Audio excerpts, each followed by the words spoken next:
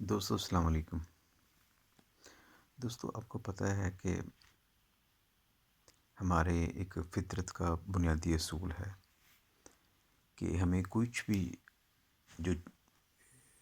چیز ہے وہ مفت میں نہیں ملتی، اس کے لیے ہمیں کوشش کرنی پڑتی ہے، ہمت کرنی پڑتی ہے، اپنے آپ کو حرکت میں لانا پڑتا ہے، باقاعدہ منصوبہ بندی بعض اوقات کرنی پڑتی ہے، اور بعض اوقات تو بہت زیادہ آہو بکا، شور شرابہ، احتجاج، قوت کا استعمال، عقل کا استعمال اور اس طرح کے معاملات کر کے ہمیں آگے بڑھنا پڑتا ہے۔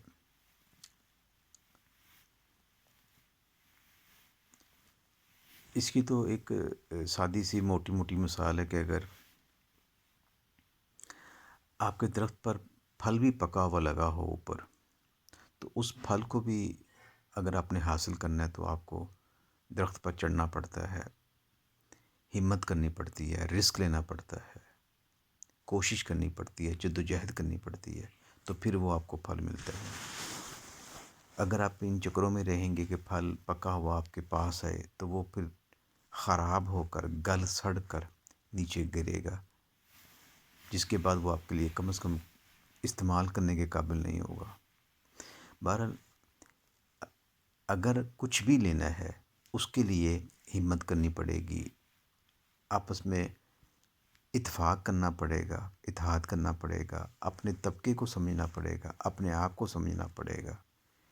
پھر ایک طبقاتی جد و جہد کا حصہ بننا پڑے گا۔ اس طبقاتی جد و جہد کے ساتھ آگے بڑھتے ہوئے، آپس میں اتحاد کرتے ہوئے اور باقاعدہ مسائل کی جو روح ہے اس کو سمجھتے ہوئے ہمیں اپنے سیاسی، ہمیں اپنے معاشی جو آج ہم ارتکاز کا شکار ہو گئے ہیں، یعنی سارے جو وسائل ہیں وہ چند خاندانوں کے پاس، اشرافیہ کے پاس مرتکز ہو چکے ہیں اور ہوتے جا رہے ہیں تیزی کے ساتھ۔ اپنے ان وسائل پر دوبارہ قبضہ حاصل کرنے کے لیے، اپنا حق لینے کے لیے ہمیں آگے بڑھنا پڑے گا۔ ویسے تو 1973 کا جو آئین ہے وہ ہمارے بنیادی حقوق کی ترجمانی بھی کرتا ہے اور بات بھی کرتا ہے، جیسے کہ آئین کا جو آرٹیکل 38 ہے وہ بڑے واضح انداز میں دولت اور وسائل کے ارتکاز کے خلاف بات کرتا ہے، یعنی وہ بڑی واضح انداز میں بات کرتا ہے کہ دولت چند ایک خاندانوں میں، چند ایک ہاتھوں میں مرتکز نہیں ہونی چاہیے، قومی وسائل کا جو ارتکاز ہے وہ چند ایک خاندانوں کے پاس نہیں جانا چاہیے۔ لیکن عملی طور پر پچھلے 77 سالوں سے ہم کیا دیکھ رہے ہیں اور ہمارے ساتھ کیا ہو رہا ہے آپ کے سامنے ہی ہے۔ سیاست کا جو سیاسی اختیارات ہیں وہ چند ایک خاندانوں کے پاس اس کا ارتکاز ہے، وہ مالک ہیں سیاسی پارٹیوں کے، وہ مالک ہیں کہ وہ اپنے بعد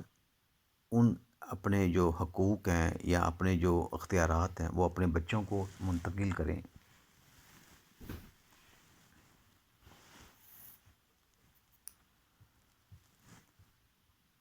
تو یہ کیسے ممکن ہے کہ ہم بغیر جد و جہد کے اتنے بڑے اور اتنے طاقتور خاندانوں اور خانوادوں کے خلاف اپنے لیے، اپنے بچوں کے لیے سیاسی اختیارات میں کچھ حصہ لے سکیں؟ یہ ناممکن ہے۔ اسی طرح جو معاشی ارتکاز ہے وہ آرٹیکل 38 کے مطابق معاشی ارتکاز بھی نہیں ہونا چاہیے،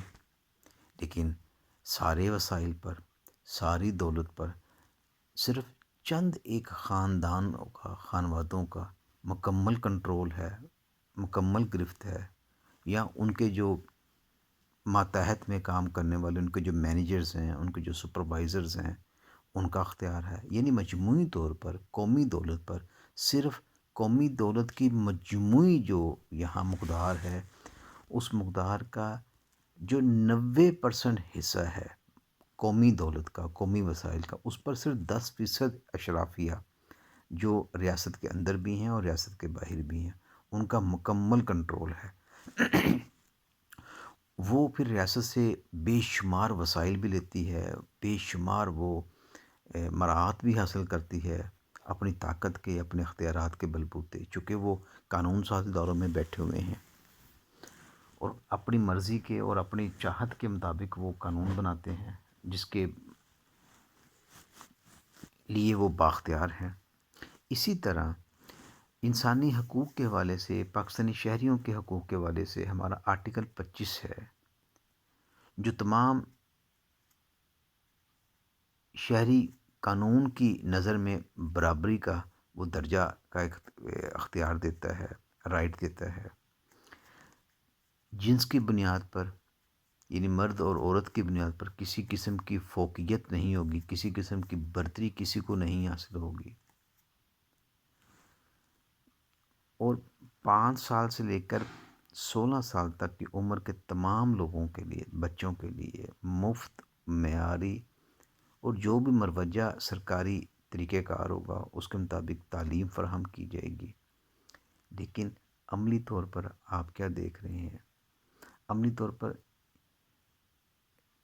صرف اور صرف زندگی کے جو بنیادی تمام حقوق ہیں وہ آپ کی جیب میں پڑے ہوئے پیسے کے مطابق آپ کو ملتے ہیں۔ یعنی اگر آپ کے پاس پیسہ ہے تو آپ اچھی تعلیم لے سکتے ہیں، اگر آپ کے پاس پیسہ ہے تو آپ بیماری کی شکل میں اصل دوائیاں خرید سکتے ہیں، اچھے ڈاکٹر کے پاس جا سکتے ہیں، اچھی لیبارٹری سے آپ اپنا ٹیسٹ کروا سکتے ہیں، یعنی اپنے علاج معالجہ کر سکتے ہیں معیاری۔ اگر پیسہ ہے تو آپ اچھے گھر میں رہ سکتے ہیں، اگر پیسہ ہے تو آپ کو روزگار مل سکتا ہے، اگر پیسہ ہے تو پھر عدالت بھی، پولیس بھی اور باقی جو قانون نافذ کرنے والی ایجنسیز ہیں وہاں سے بھی آپ کو مناسب انصاف فراہم ہوتا ہے۔ لیکن شرط یہ ہے کہ پیسہ ہو۔ اب یہ تو ہوگی 10%، پیسہ تو 10% لوگوں کے پاس ہے۔ تو وہ جو ریاست کی بنیادی ذمہ داری ہے کہ ریاست تمام شہریوں سے، 100% شہریوں سے، 25 کروڑ لوگوں سے ٹیکس تو لیتی ہے، اور ٹیکس لینے کے بعد وہ ذمہ دار ہے 25 کروڑ لوگوں کو تمام بنیادی حقوق دینے کی، اس کی ذمہ داری ہے۔ یہ کیسے ممکن ہے کہ آج 3 کروڑ بچے اسکولوں سے باہر ہیں اور ریاست دوسرے کسی بھی کام میں مصروف ہے، پریشان ہے؟ کیا یہ 25 کروڑ لوگ اپنی پیدائش سے لے کر جس دن وہ پیدا ہوتے ہیں، بلکہ پیدا ہونے سے پہلے جو ان کی ماں تھی، ماں ہے، اس ماں نے اس یعنی پیدائش کے یعنی درمیان جب وہ بچہ پیٹ میں تھا تو اس کے دوران اس بچے کی صحت کے لیے، بیماریوں کے خلاف لڑنے کے لیے اس نے دوائیاں نہیں خریدی تھیں، ان دوائیوں پر ٹیکس نہیں دیا تھا، یا اس نے کوئی چھوٹی موٹی کوئی خوراک نہیں دی تھی صحت کو مینٹین رکھنے کے لیے، زچہ بچہ کے لیے؟ اس خوراک کے کس جز پر، یعنی دودھ پیا تھا تو دودھ پر کیا اس نے ٹیکس نہیں پے کیا تھا؟ اگر کوئی دوائی لی تھی تو دوائی پر اس نے ٹیکس نہیں پے کیا تھا؟ یعنی پیدائش سے پہلے اور مرنے تک، یعنی جس دن وہ بندہ مرتا ہے اس کا جو کفن ہے، کفن پر بھی ٹیکس ہے۔ اس کی جو قبر کی کھدائی ہے، قبر کی جو زمین ہے، وہ کون سا قبرستان ہے آج ہی پاکستان میں جس میں قبر کے پیسے نہیں ہیں، دفن ہونے کے پیسے نہیں ہیں؟ یعنی المختصر وہ کون سا ایک پوری زندگی میں ایک ایسا سہولت ہے، ایک ایسا کام ہے، ایک ایسا آرام ہے جو 100% لوگوں میں، یعنی 90%، خاص طور پر وہ محنت کش طبقہ جو اپنی زندگی کا تمام، جو اپنی کمائی کا تمام حصہ، یعنی 60% سے زیادہ حصہ ریاست کو، ریاستی اداروں کو چلانے کے لیے ادا کر دیتا ہے۔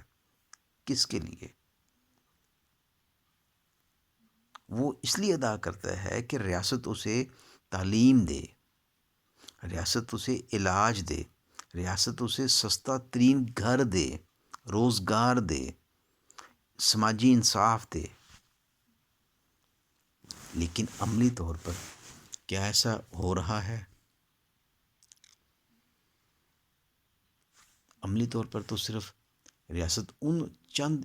لوگوں کو یہ تمام سہولیات دے رہی ہے جن کی جیب میں پیسہ ہے۔ جی ہاں، پیسہ ہے تو ہر چیز ہے۔ وہ کون سی سہولت ہے جو پیسے کے ہوتے ہوئے آپ کو نہ ملے؟ اور وہ کون سی ایک سہولت ہے جو کہ ریاست کی ذمہ داری میں آتی ہے کہ جو پیسہ نہیں ہے اور ریاست آپ کو ادا کر رہی ہے؟ اچھا، اب یہ جو لکھا تو بنیادی حقوق کے والے سے ہوا ہے ہمارے آئین میں، اسی طرح کہ درخت کے اوپر پھل تو پکا ہوا ہے، کیا اس پھل کو ہم انتظار کرتے رہیں بغیر جد و جہد، بغیر منصوبہ بندی، بغیر کوشش، رسک لیے وہ پھل ٹوٹ کر نیچے آ جائے گا خود بخود ہی اور ہمارے منہ میں، اور ہماری جو بھوک ہے، ہماری جو ضرورت ہے وہ پوری کر دے گا؟ نہیں۔ آج ہمیں ہمارے جو لکھے ہوئے حقوق ہیں آئین میں، ان کو حاصل کرنے کے لیے بھی ہمیں سیاسی، جمہوری، سماجی اتفاق اور جد و جہد اور شعور کی ضرورت ہے، ورنہ ان لکھے ہوئے ایک ایک لفظ کا یہ ایسے ہی ہے کہ ہمارے جو کروڑوں لوگ بیچارے ان بنیادی حقوق سے محروم ہوتے ہوئے مر گئے، کھپ گئے، اور یہ لکھا ہوا ایک لفظ بھی ان کے کسی کام نہیں آیا۔ بینی ہی یہ آج بھی ہمارے بچوں تک بھی اگر ہم نے ایسے ہی انتظار میں اپنی زندگی گزار دی، بغیر جد و جہد میں زندگی گزار دی، بغیر طبقاتی شعور کی زندگی گزار دی، تو اس کا کسی کو کوئی فائدہ نہیں ہوگا۔ وہ مستفید ہوتا رہے گا چند ایک طبقہ، چند ایک اشرافیہ، وہ جو ریاست کے اندر بھی بیٹھے ہوئے ہیں اور جو ریاست کے باہر بھی ہیں، جن کا آپس میں گٹھ جوڑ ہے، جو چندہ برائے دھندا اور دھندا برائے چندہ کے اصول پر آپس میں جڑے ہوئے ہیں۔ ان کا نجی ملکیتیں عروج پر پہنچ چکی ہیں، ان کی ذاتی جائیدادیں عروج پر پہنچ چکی ہیں۔ اب وہ ریاست کے ایک ایک جو اثاثے ہیں، جو اثاثے میرے اور آپ کے پیسوں سے بنے ہوئے تھے،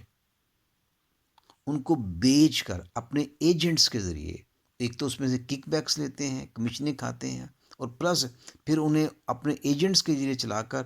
پھر اس نفع سے مزید ہر لمحہ شرح نفع، یعنی وہ آگے بڑھتے ہیں۔ یعنی جو چیز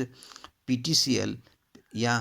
کوئی اور ہمارا جو ادارہ ہے، تعلیم کا ادارہ ہے، صحت کا ادارہ ہے، جو ہمیں مفت فراہم کرنے کی پابند تھی، آج وہ ہمیں مہنگی ترین، یعنی اپنی چمڑی، اپنی دمڑی بیچ کر وہی خدمات جو مطلب ادارہ ہمارے ہی پیسوں سے بنا ہے، اسی ادارے سے وہی خدمات ہمیں خریدنی پڑتی ہیں، جو کہ 90% لوگ نہیں خرید سکتے۔ پھر وہ محروم ہوتے ہیں اور اسی محرومی میں اپنی زندگی گنوا بیٹھتے ہیں۔ تو اس کے لیے وہ جو ایک ماں کا درجہ ہے، فی الحال وہ تو تصور ہی نہیں ہے۔ ہاں، ماں ہے یہ ریاست، لیکن ان 10% اشرافیہ کے لیے، جاگیرداروں کے لیے، ریاستی جو بابو ہیں، ریاستی جو بڑے بڑے عہدے دار ہیں، وہ مطلب کہ عدالت میں ہیں، وہ ہر منسٹری میں ہیں، ہر مطلب کہ قانون نافذ کرنے والے ادارے میں ہیں، حتیٰ کہ ہمارے جو یعنی میڈیا ہے، اس میڈیا کے جو بڑے لوگ ہیں، بڑے بڑے اینکر ہیں، جو مین سٹریم کے ہیرو ہمارے سامنے ہر وقت بڑی بڑی باتیں کرتے ہیں، لیکن آپ کو جب آپ ان کی جب مراعات کو دیکھیں گے، ان کی سیلریز کو دیکھیں، تو آپ کی عقل دنگ رہ جاتی ہے. یعنی کون سا ایک ایسا ادارہ ہے، یعنی عدالت سے لے کر صحافت تک، پارلیمان سے لے کر کسی چھوٹی سی فیکٹری تک، جس میں ایک یعنی یہ بڑا ایک اسی ادارے کا جو سربراہ ہے یا بڑا وہ جو بورڈ آف ڈائریکٹر میں یا جو بڑے آفیسرز ہیں،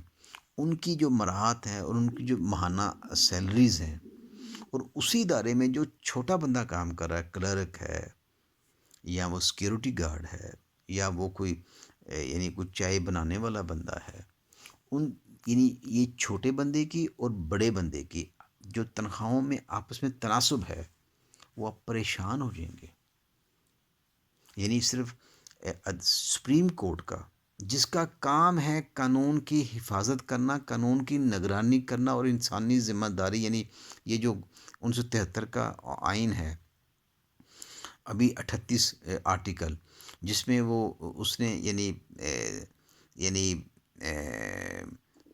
وسائل اور دولت کے ارتکاز پر نظر رکھنی تھی، ریاست کو بتانا تھا کہ یہ نہیں ہو رہا. وہ خود سپریم کورٹ، خود اس کا جو چیف جسٹس ہے، اس کی جو مراحت ہیں، اور جو اسی یعنی کہ سپریم کورٹ کا جو سب سے چھوٹا بندہ ہے، ان دونوں کا جو فرق ہے مراحت کا، وہ 1 اور 92 کا ہے. 1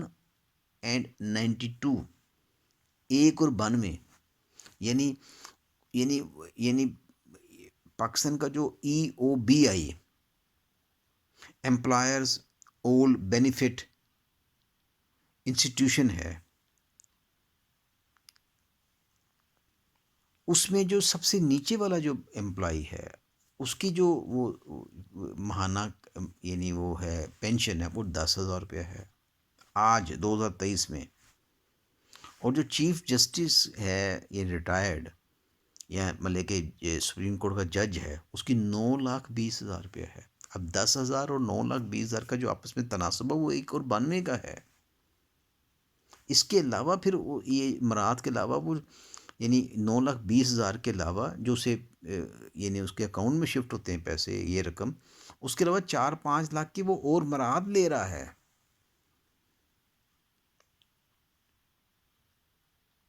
مفت بجلی کے بلوں کے چکروں میں، گیس کے یونٹس کے چکروں میں،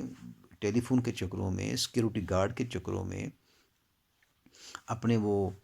باقی جو یعنی گھر ہے کرائے کے چکروں میں، یا باقی جو ٹریول کے چکروں میں، یا علاج معالجے کے چکروں میں، وہ 4-5 لاکھ روپیہ اور بھی لے رہا ہے. یعنی یہ 1 92 کا نہیں ہے، یہ بیسیکلی 1 اور 150 کے پاس پہنچ جاتا ہے.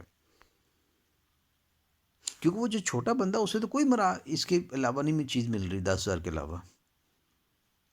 تو یعنی کہنے کا مطلب یہ ہے کہ یہ جو لکھا ہوا ہے، اس لکھے ہوئے پر نہیں ہم نے جانا، اس لکھے ہوئے پر عمل نہیں کرنا، نہ ریاست سو رہی ہے. کیونکہ جن لوگوں نے اس پر عمل درآمد کرنا تھا، جن لوگوں نے ریاست کو فنکشنل کرنا تھا کہ یہ جو ایک تناسب ہے ایک کم ہو، یعنی وہ 1 اور 10 کی بریکٹ کے اندر رہے. اگر سب سے چھوٹے بندے کو پاکستان میں 10,000 کی سیلری یا کوئی چیز مل رہی ہے، پینشن مل رہی ہے، تو سب سے اوپر والا جو یعنی کوئی بھی ہے، چیف سروسز چیف ہے، وہ پریزیڈنٹ ہے، وہ کوئی پرائیویٹ ادارے کا بندہ ہے، کچھ بھی ہے، وہ 1 اور 10 یعنی 10,000 اور لاکھ روپے کے درمیان میں رہنا چاہیے فرق. اس سے اوپر نہیں ہونا چاہیے. یہ ریاست کی ذمہ داری ہے، یہ میری ذمہ داری ہے، یہ آپ کی ذمہ داری ہے. میرا اور آپ کا حق ہے کہ ہم اس پر لڑیں، بات کریں، سیاست کریں، سماج میں سماجی شعور عام کریں، گفتگو کریں فرینڈز اور فیملیز میں، تاکہ زندگی میں، عام لوگوں کی زندگی میں یہ جو طبقہ کھائی جا رہا ہے، یہ جو طبقہ تباہی لائی جا رہا ہے، اس طبقے سے ہم کچھ ان کی مراحت کم کر کے اپنے لیے، اپنے بچوں کے لیے زندگی کو بہتر کرنے کی جدوجہد کریں، سوچیں. تو ماں جو ہے نا، وہ ریاست آج وہ ماں کا درجہ رکھتی ہے صرف 10% اشرافیہ کے لیے. 90% کو اگر ماں چاہیے، اور ماں کا وہ جو پیار چاہیے، اور ماں کی وہ جو تحفظ چاہیے، تو پھر وہ ماں کو ماں بنانے کے لیے بھی کوشش کرنی پڑے گی. اس کے لیے ہمیں اپنے طبقے کو سمجھنا پڑے گا. اس کے لیے ہمیں یہ جو ایل پی جی یعنی لبرلائزیشن، پرائیویٹائزیشن، گلوبلائزیشن کا جو چکر چلا ہوا کہ ہر چیز کو نجی ملکیت میں دے دو، امیر کو امیر تر بناتے جاؤ، مسلسل بناتے جاؤ، اور غریب خودکشیوں پر مجبور کرتے چلے جائیں. تو اس کو روکنا پڑے گا، اپنے لیے، اپنے بچوں کے لیے، اپنی نسل کے لیے، اپنے ماحول کے لیے، اپنے پاکستان کے لیے. شکریہ. پاکستان پائندہ باد.